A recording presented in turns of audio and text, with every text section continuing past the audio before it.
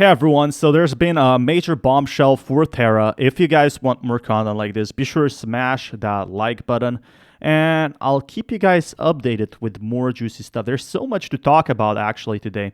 And again, if you guys want more and to know more, always hit that subscribe, join the family, join the community, and watch the video until the end. But there's so much to talk about today.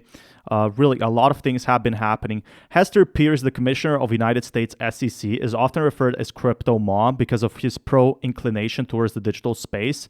Hester Pierce has been very vocal about crypto. Time and again, she has taken the community side and raised issues with others in power. Until, what happened with Terra, the government has to regulate crypto in some way. It has to. But especially, stable coins, people are saying regulation. So that's really, really, really, really important to see what happens next. Doing so to a fair extent would aid in sieving out non-sustainable companies, and only the ones that are able to thrive on their own will continue to exist, increasing the competition in the space.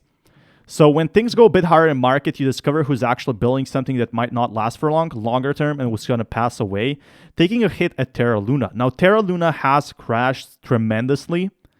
In just a span of 1.5 months, the boats of 3 well-known projects actually submerged. All through 3 Arrow Capital supposedly got a bailout, which is really important.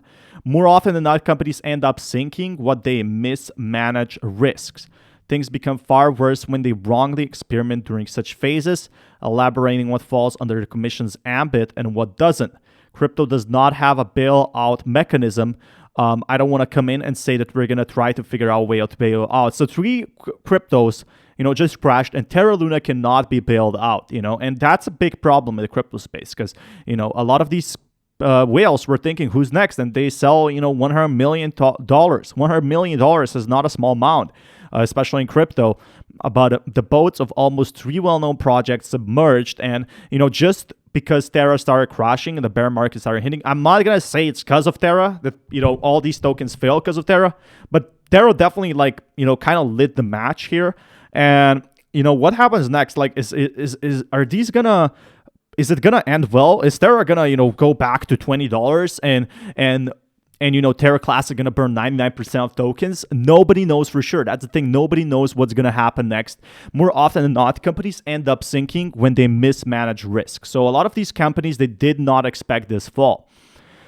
And right now, for example, FTX gave a helping hand to BlockFi by injecting $250 million in market vitality.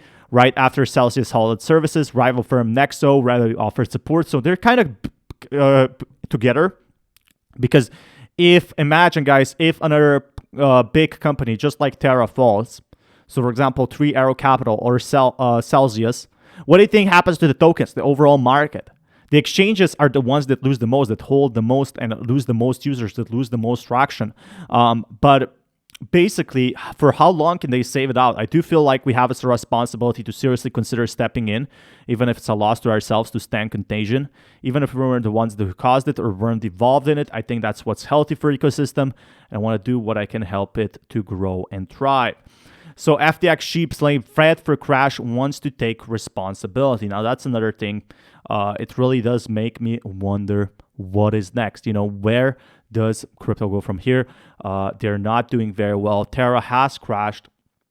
But right now, what we are seeing is just insane, guys. So if you guys want to be kept up to date, be sure to smash that like button. I'll keep you guys updated with more news. Peace, everyone.